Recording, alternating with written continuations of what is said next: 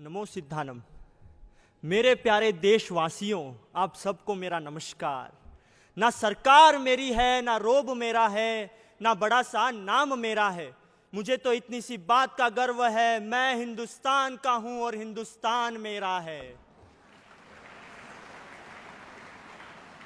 A very good afternoon to our Honorable Lok Sabha Speaker Om Birla ji sir and other members present here.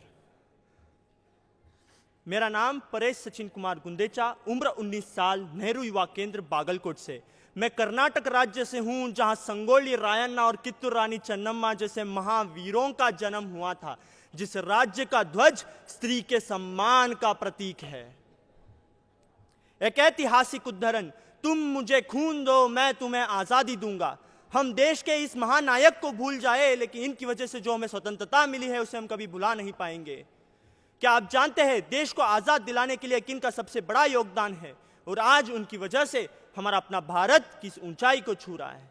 19वीं सदी का अंत होने में था, भारत पर चारों ओर अंग्रेजों की हुकूमत थी, ना कोई आजादी की बात हो रही थी, ना ही इनकिलाब के नारे लग रहे थे। उस समय ओडिशा के कटक में 23 जनवरी 1897 को भारत के एक सुपूत का जन्म होता है। माँ का नाम प्रभावती दत्त, पिता का नाम जानकीनाथ बोस और उस देशभक्त का नाम Subhash Chandra Bose, a man who was born to bring independence to India.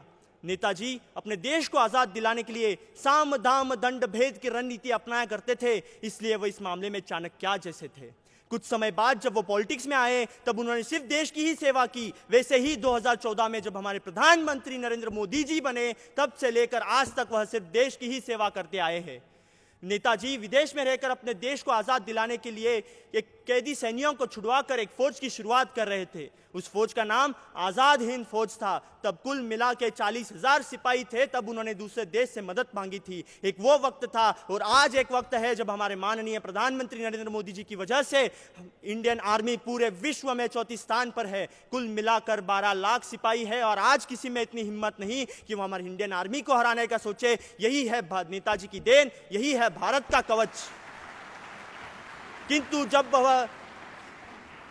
किंतु जब वह अंग्रेजों के खिलाफ लड़ाई ना लड़ पाए, तब वह निराश जरूर हुए थे, पर उन्होंने हिम्मत ना हारी। वैसे ही 2019 में जब कोविड-19 आया था, तब हमारे देश के कोने कोने में लाशें बिछ रही थी, पर हमारे प्रधानमंत्री जी ने भी हिम्मत ना हारकर कई जगह अस्पतालें शुरू करवाए, लाखों जनों की जानें बचाई। इतना ही नहीं बल्कि दूसरे देशों को वैक्सीन तक दिया।